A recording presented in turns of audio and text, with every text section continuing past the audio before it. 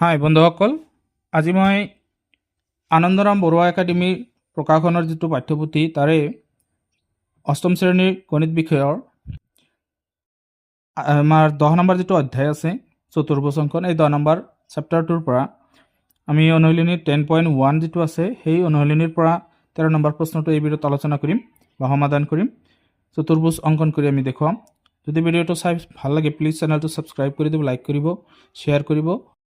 এতিয়া প্ৰশ্নটো শুনো আহা। প্ৰশ্নটোত কি কৈছে যে পি কিউ আৰ এছ চতুৰ্ভুজটোৰ Q equal S equal 90 degree, angle Q angle S এই দুটা 90 ডিগ্ৰীকৈ আছে, মানে কোণ দুটা 90 ডিগ্ৰী, আৰু এংগেল আৰ মানে আৰ কোণটো হ'ল 100 ডিগ্ৰী।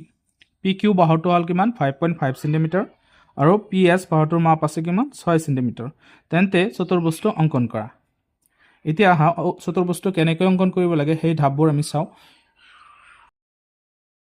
চ' ইয়াতে আমাৰ অনুশীলনী 10.1ৰ আমাৰ 10.1ৰ 30 নম্বৰ প্ৰশ্নত যিখিনি দিয়া আছে মই লিখি লৈছোঁ। এইখিনি আমাৰ প্ৰশ্নটোত যিখিনি দিয়া আছিলে যে পি কিউ আৰ এছ যিটো চতুৰ্ভুজ, সেই চতুৰ্ভুজৰ কিউ আৰু এছ কোণ এই দুয়োটা দিয়া আছিলে, আৰ কোণ দিয়া আছিলে, পি কিউৰ বাহুৰ মান দিয়া আছে, পি এছ বাহুৰ মান দিয়া আছে।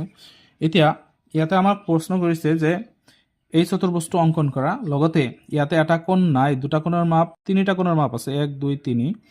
তেতিয়াহ'লে আমাৰ ইয়াতে কোণটোৰ মান নাই, আমাৰ আৰ আছে, এছ এইটো পি কোণৰ মানটো ইয়াতে কিন্তু দিয়া নাই। তো পি কোণৰ মানটো উলিয়াব হ'লে আমাৰ জানিব লাগিব যে চতুৰ্ভুজৰ চাৰিটা কোণৰ সমষ্টি কিমান, মাপৰ সমষ্টি কিমান।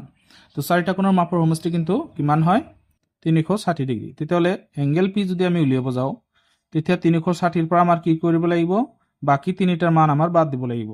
অৰ্থাৎ 90 দুটা হ'লে 180, 180 আৰু 100, তেতিয়াহ'লে 280 ইয়াৰ পৰা বাদ দিব লাগিব। 280 বাদ দিলে ইয়াত কিমান থাকিব, ইয়াত থাকিব আমাৰ 80 ডিগ্ৰী। তেতিয়া এইখিনি পি কোণৰ মান হ'ব। তো পি কোণৰ মানটো আমি 80 ডিগ্ৰী পালোঁ। এতিয়া এই চতুৰ্ভুজটো অংকন কৰিব লাগে। তাৰ আগতে আমি ইয়াতে কি কৰিছোঁ, ইয়াতে আমাৰ অংকনৰ যিবোৰ ধাপ আছে সেইবোৰ আমি আগতেই লিখি লৈছোঁ। কাৰণটো হ'ল এই ধাপবোৰ তোমালোকে লিখি ল'বা, মুখস্থ কৰিবা। ধাপবোৰ কি কৰিব লাগে, ইয়াতে কেনেকৈ আঁকিব লাগে তাৰে নিয়ম প্ৰণালী হয় সেইবিলাক। এতিয়া এইখিনি লিখোঁতে যাতে সময় বেছি নালাগে তাৰ কাৰণে ইয়াক আগতে লিখা হৈছে, সময় ছুটি কৰাৰ কাৰণে। এতিয়া অংকন কেনেকৈ কৰিব লাগে সেইটো চাওঁ আহা। ইয়াতে চোৱা, আমাৰ কোণবিলাক আঁকোতে আমাৰ চাব লাগিব কোনটো বাহু আগত ল'ব লাগিব। ইয়াতে পি এছ বাহুটো আমি আগত ল'ব লাগিব, কিয়নো ইয়াত 80 ডিগ্ৰী, ইয়াৰ 90 ডিগ্ৰী। আমি 80 ডিগ্ৰী 90 ডিগ্ৰী এইবোৰ আঁকিব পাৰি, কিন্তু এইটো কথা হ'ল যে পি কিউ বাহু আমাৰ দিয়া আছে, পি কিউ বাহু দিয়া আছে আৰু আৰ এছ বাহু দিয়া আছে, কিন্তু বাকীবোৰ বাহুৰ মান আমাৰ দিয়া নাই। তেতিয়াহ'লে এইটো হ'ল নিয়ম যে যি দুটা বাহুৰ মান দিয়া নাই সেই দুটা ওপৰে তলে থাকিব, বাকী দুটা এই দুটা ছাইডত থাকিব, এই দুটাৰ মান দিয়া আছে। তেতিয়াহ'লে আহা প্ৰথমত আমি কোনটো বাহু ল'ম, ইয়াতে আমি পি এছ বাহুটো ল'ম। ইয়াতে পি এছ বাহুটোৰ মান দিয়া আছে আৰু পি কিউৰ মান দিয়া আছে, গতিকে পি এছটো ল'ম আৰু পি কিউটো ল'ম। এইটো দুটা একেলগে থাকিব, মাজত কোনটো আছে এইটো ল'লে বেছি সুবিধাজনক হয়, আৰু বাকীবোৰ লৈ আমি আঁকিব নোৱাৰি। এতিয়া আমি পি এছ বাহুটো আঁকি ল'ম। প্ৰথমত আঁকাৰ কাৰণে লাগিব ইয়াতে স্কেল, এটা কম্পাছ, কাঠ পেঞ্চিল আৰু এটা কোণ মাপক যন্ত্ৰ, এইকেইটা প্ৰয়োজন আছে। এতিয়া চোৱা, প্ৰথমত আমাৰ ইয়াতে এটা ৰেখা আঁকিম। সেই ৰেখাটো হ'ব আমাৰ কি ৰেখা, পি এছ ৰেখা।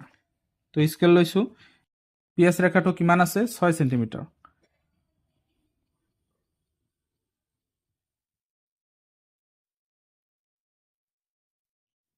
পি এছ আমি 0ৰ পৰা 6 এনেকৈ 6 চেণ্টিমিটাৰলৈকে আমি আঁকি ল'ম, 0ৰ পৰা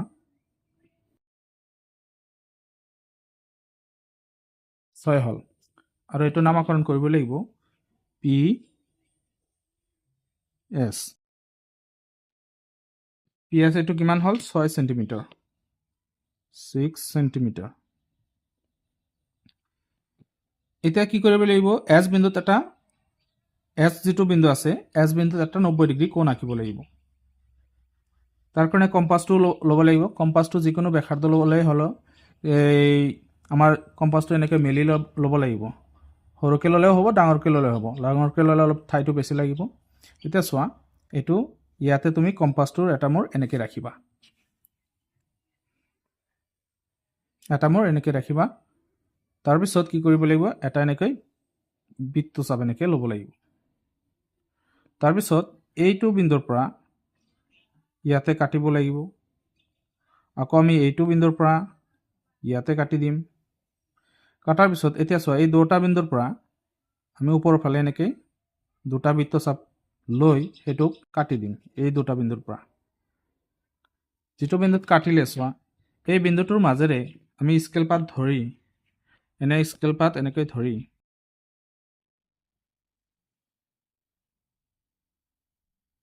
তাৰ মাজেৰে এটা ৰেখা আঁকি দিম এনেকৈ ৰশ্মি বুলি কোৱা হয় এইটো ৰশ্মিটো আঁকিব লাগিব আৰু এইটো আমি নাম দিম এইটো আমি হেৰিৰ নাম দিলো x নাম দিলো sx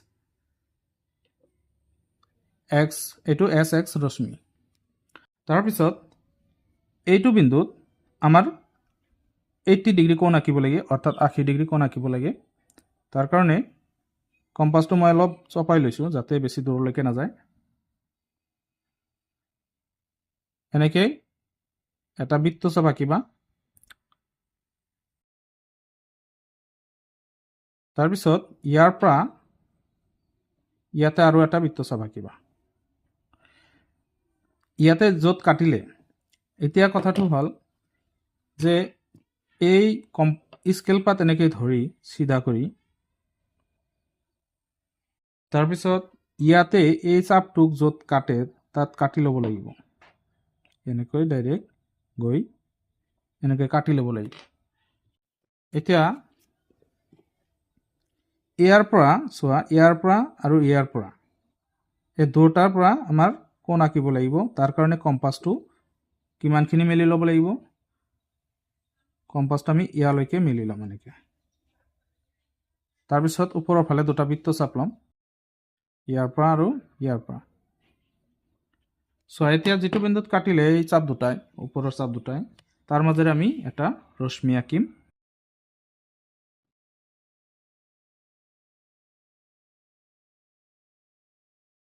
এইটো এটা ৰশ্মি আঁকা হ'ল আৰু এই ৰশ্মিটোৰ নাম হ'ব পি ৱাই ৰশ্মি এতিয়া চোৱা ইয়াত আমাৰ 80 ডিগ্ৰী কোণ হ'ব ইয়াত হ'ল 90 ডিগ্ৰী কোণ এতিয়া আমি 90 ডিগ্ৰী হৈছে না নাই 80 ডিগ্ৰী হৈছে না নাই সেইটো আমি জুখি ল'ব লাগিব জুখি চাব লাগিব এতিয়া এইটো কোণ মাপকত আমি প্ৰথমত এই ৰেখাটো এই মাজৰ যেটো ৰেখা আছে এই ৰেখাটোৰ লগত আমি মিলাই দিম তাৰপিছত আমাৰ চাব লাগিব 0 ৰ পৰা ইয়ালৈকে 0 10 20 30 40 50 60 70 80 চোৱা মিলি গৈছে গতিকে 80 হৈছে অলপ ইফাল ইফাল হ'লে একে হ'ব মানে অলপ ইফাল ইফাল এই যেটো লাইন আছে এই লাইনটোৰ কাৰণে হৈ যায় এতিয়া চোৱা ইয়াতে 90 ডিগ্ৰী কোণ হ'ল নে নাই চোৱা কোণটো এইফালত হিচাপ কৰিব লাগিব 0 ৰ পৰা আৰম্ভ কৰি 90 ডিগ্ৰী চোৱা ইয়াতে 90 আছে 90 ডিগ্ৰী কোণ হৈ গৈছে এতিয়া কথাটো হ'ল যে আমাৰ পিৰ পিছত কিউ বিন্দু থাকিব পিৰ পিছত কিউ বিন্দু থাকিলে সেই কিউ বিন্দুটো কিমান সেন্টিমিটাৰ হ'ব পি কিউ কিমান হ'ব 5.5 সেন্টিমিটাৰ ইয়াত আমি লৈছো তেতিয়ালে কম্পাছটো আমাৰ কিমানলৈকে মেলি ল'ব লাগিব কম্পাছটো মেলিব লাগিব 5.5 লৈকে তেতিয়ালে কম্পাছটো এনেকৈ ধৰিবা স্কেল এটা লৈ এটো স্কেল 5.5 হলে ইয়াত মাজত হয় আৰু 0 লৈকে ল'বা এনেকৈ চাইছানে 5.5 আৰু 0 এইখিনি মেলি ল'লে তাৰপিছত ইয়াৰ পৰা পি বিন্দুটোৰ পৰা ইয়াতে কাটি দিবা এইখিনি দূৰত্ব কিন্তু 5.5 হ'ল এতিয়া চোৱা যেটো বিন্দুত কাটিলে এই বিন্দুটোৰ নাম হ'বগৈ কিউ বিন্দু এতিয়া কিউ বিন্দুত আমি কি কৰিম এটা 90 ডিগ্ৰী কোণ আঁকিম এতিয়া কম্পাছটো অলপ চপাই ল'ব লাগিব এনেকৈ চপাই লোৱাৰ পিছত ইয়াত আমি 90 ডিগ্ৰী এটা কোণ আঁকিম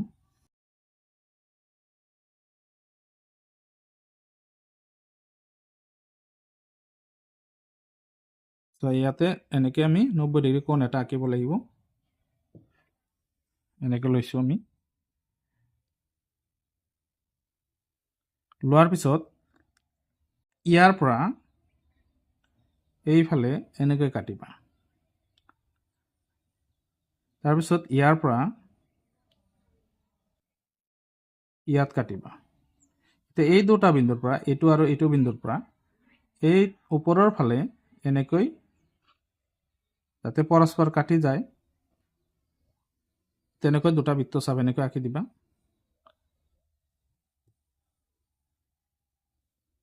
এই যেটো বিন্দুত কাটিলে এই বিন্দুটোৰ মাজেৰে আৰু কিউ বিন্দুটোৰ মাজেৰে এটা ৰশ্মি আঁকিব লাগিব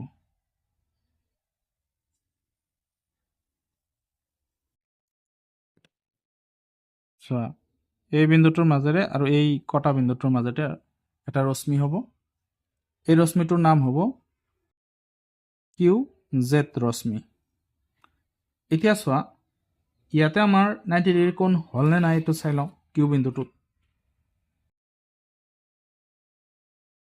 চোৱা 90 ডিগ্ৰী কোণ হৈ গৈছে এতিয়া বাকি এইটো হ'ব আমাৰ 100 ডিগ্ৰী কাৰণ 90 80 আৰু এইটো হ'ব 90 তেতিয়াহ'লে আমি এইটো 90 আমি লিখি ললো এইটো 80 লিখিছো এইটো 90